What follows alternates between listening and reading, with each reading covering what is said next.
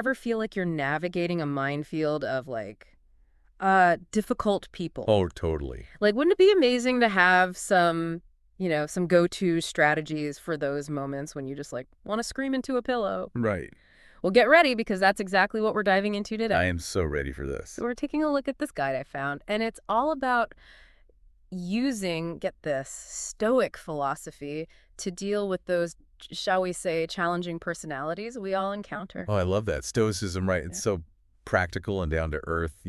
Exactly. We're ditching the jargon and getting straight to the actionable stuff. Music to my ears. So, where do we start? Well, the guide kicks off with the importance of self-awareness, and no, it's not just some like woo-woo concept. Okay, good, because I was going to say. It's about realizing that sometimes that negativity coming from someone else, well, it might have more to do with them than with you. Oh, that's so true. It's like their bad day doesn't have to become your bad day. Exactly. It's about recognizing those moments when you're like taking things personally and asking yourself, wait, is this really about me or is it about what they've got going on? Yes. Because sometimes we give away our power without even realizing it. Absolutely. And speaking of power, this guide has a fascinating take on forgiveness. Ooh, forgiveness. Okay. Lay it on me. It's not about letting someone off the hook or pretending something didn't happen. Okay, good, because I was about to say. It's more about like changing your relationship to the memory. Interesting. So how do they frame that? Well, they use this analogy of a sculptor working with a block of marble. Okay. Think of experiences, like the good and the bad ones, as that raw material. Forgiveness is the tool, like the chisel and hammer, that lets you shape that experience into something. Well, something meaningful. Okay, I'm starting to see it. So we're not erasing the experience, Yeah. but we're choosing how we want to shape it moving forward. Exactly. But here's where it gets even more interesting. Memory plays a key role, too. It's like while you're busy sculpting away with your forgiveness tools, memory's there to make sure you don't accidentally, cut your hand on the chisel. Right, to protect us from repeating the same mistakes. Yes. It reminds us of those past hurts, not to dwell on them, but to learn from them. So true. Like, hey, remember that time you trusted that person and they totally burned you? Yeah. Oh, let's not do that again. Exactly. And that, my friend, is how we build resilience. Resilience, the art of bouncing back. I like it. And speaking of bouncing back, that leads us to another Stoic principle for dealing with, shall we say, interesting people. Hit me with it. Emotional stability. Ah, easier said than done, right? Especially when you're dealing with someone who. Knows how to push your button. Exactly. Well, this guide compares it to sailing through rough waters. Okay, I can see that. You wouldn't let a little choppy water throw you completely off course, would you? No way. I mean, seasoned sailors, they've got their sea legs. They know how to ride the waves. Exactly. But how do we cultivate that inner stability, especially when we're surrounded by, well, chaos? Yeah, give me the cheat codes. Well, according to this guide, it's all about mindfulness and stress management. Okay, I'm listening. Mindfulness is like, imagine diving beneath those, like, turbulent waves of thought, Oh, I like that. Okay. and accessing this deeper sense of stillness within. Yeah, like finding our center, even when everything feels like it's a bit chaotic around us. Exactly. It's about recognizing that we are not our emotions. Mm-hmm. Like, we are the awareness that experiences them, right? Okay. And from that place of awareness, we can choose how we respond instead of just, like, getting swept away in the currents. I feel like I need to write that down. Right. Choose how we respond versus being swept away. And that's where those stress management tools come in handy, right? Yes, exactly. Like even just a couple of deep breaths or a quick meditation can be like hitting that reset button when we're feeling like, ah. Absolutely. They're like little mini vacations for your mind. Yes. I love that. Okay, mini vacations for the mind. And once we've gotten ourselves into that calmer state, then it becomes a little bit easier to set those healthy boundaries with those, Maybe with those energy vampires. those energy vampires, exactly. And this guide uses the most brilliant analogy. It talks about a garden. Okay, a garden. I like it. Your life is your garden, Okay. and you get to decide who you let in and how they interact in your space. I love that because it's so true. We don't have to let just anyone trample all over our flowers. Exactly. It's about creating an environment where we can thrive, not just survive, right? Thriving, not just surviving. I love that. Yes. But what about those people, though? What about those people who just don't seem to get the whole, boundary thing? Oh, I know exactly what you mean. Yeah. They act like those boundaries are just suggestions, right? Yes. So how do we deal with that? Well, this guide is all about clear and assertive communication. Okay, make yourself very clear, essentially. Exactly. Mm. But not aggressive. It's about stating your needs from a place of self-respect. So more like, hey, this is me, this is what I need, and this is how I expect to be treated, versus like... Versus like, you're being a jerk. Right, exactly. It's about saying, this is important to me, please respect that. Yes.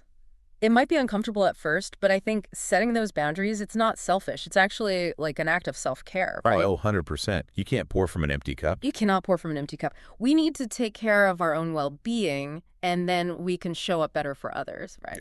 Exactly. Okay, speaking of energy, Because, I love to talk about energy. this guide dives into this really intriguing concept called energy intelligence. Ooh, energy intelligence. I like the sound of that already. Tell me more. It's like, okay, you know how we treat our phones? Like, we have to charge them. Yeah, We have to be mindful of, like, how much we're using them because our battery life is precious, right? right. Especially these days with how much we rely on them. Our energy is kind of the same way. Okay, I'm starting to see where you're going with this. So how does this guide suggest we boost our own energy intelligence? Well, it talks about things like meditation and mindful eating and even just spending time in nature. All those things can help kind of like replenish our energy reserves. Right, because they help us recharge and de-stress. Mm. Makes sense. But there's more to it, right? Like, our energy doesn't just impact us, it affects the people around us too. Oh, that's the really cool part. It's like we have these like invisible energy fields that are constantly like interacting and influencing each other. Totally. We've all been in that situation where, like, one person's bad mood just brings down the energy of the whole room. Ugh, the worst. It's like their negativity is contagious or something. Exactly. So this guide is saying that if we can get better at managing our own energy, we're not just doing ourselves a favor, we're contributing to a more, like, positive and harmonious vibe all around. Exactly. Okay, but let's be real. Even with the best energy management and boundary setting skills, we're still going to come across those people who like, Test our patience. oh yeah. This guide actually talks about taking a solution-oriented approach, which at first I was like, what does that even mean? Yeah, it sounds kind of like corporate jargon, right? Right, but it's actually pretty simple. It's about focusing on the solution instead of dwelling on the problem. Okay, so less complaining, more brainstorming. Yes. Like, instead of thinking, ugh, this is never going to work, we ask ourselves, okay, how can we make this work? Got it. It's about being proactive rather than reactive. Exactly. So less, ugh, why me? And more, okay, what can I do about it? Love that. Yeah. So instead of getting stuck in blame and frustration, we're looking for creative solutions. And sometimes the most creative solution is simply knowing when to walk away from an argument that's going nowhere. Oh, yeah. Choosing your battles, that is a skill in itself, let me tell you. It really is. It's like that saying you can't win them all. But when we do choose to engage, this guide suggests replacing statements with questions. Huh, interesting. Okay, give me an example. So instead of saying, you always do this, Yeah. try asking, hey, can you help me understand why this keeps happening? So it's about understanding the other person's perspective, even if you don't necessarily agree with it. Exactly. It's about having a conversation, not a confrontation. Right. Okay, I can see how that would be helpful. But even with the best communication strategies, let's face it, some people are just difficult. And this guide actually talks about how to spot those people who hide their, like, true colors behind this veneer of, like, fake niceness. Oh, the fake nice people. They're masters of disguise. Mhm. So how do we see through their act? Well, the guide talks about becoming an emotional detective. Ooh, I like it. Sherlock Holmes, but for feelings. Exactly. It's about paying attention to those little inconsistencies, like between someone's words and their actions. So trusting your gut if something feels off. Exactly. Because sometimes you can just sense when someone's not being genuine, even if you can't quite put your finger on why. It's like that feeling you get when you walk into a room and the energy just feels off. Right. Or someone's giving you a compliment, but their tone of voice just feels weird. Yeah, it's like their words are saying one thing, but their energy is saying something totally different. Exactly. And learning to recognize these subtleties, it's not about becoming like paranoid or distrusting everyone. It's about protecting your energy and making conscious choices about who you let into your life. Right. Life's too short to be surrounded by people who drain us. Yeah. We deserve to have people in our lives who lift us up, who inspire us, who like celebrate our wins with us and support us through those like tough times. Preach. No. Couldn't agree more. And speaking of those who lift us up, this guide also talks about how important it is to surround ourselves with people who embody the qualities we admire. Oh, so like building a support system of positive influences. Exactly. It's like creating your own personal board of advisors, mentors, friends, family, people you can turn to for guidance and encouragement. It's like building your own personal dream team for life. Right. I love it. I feel like I need a whiteboard to like map all of this out. Right. Yeah. There's so many practical takeaways in this, guys. It's not just about surviving those difficult people. It's about thriving in spite of them. This guide has been like a breath of fresh air, you know? It really has. It's packed with so many practical tips for dealing with those, shall we say, personality challenges that can pop up in life. Totally. We've covered so much ground. Like we started with self-awareness and setting boundaries. Right. And then we dove into that whole energy intelligence thing, which was so fascinating. Right. Like who knew our energy could be so impactful? And let's not forget those tips for spotting those fake nice vibes. Oh, yeah, because those can be so tricky. Uh. But the good news is, with a little practice, we can learn to spot those red flags and protect ourselves.